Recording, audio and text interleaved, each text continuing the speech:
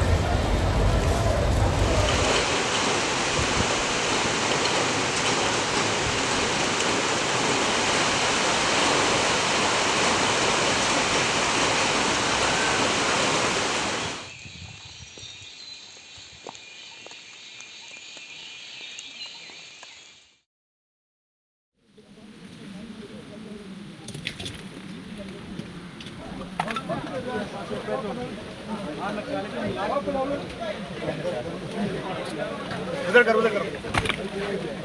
आप लोग बस पीछे हटो।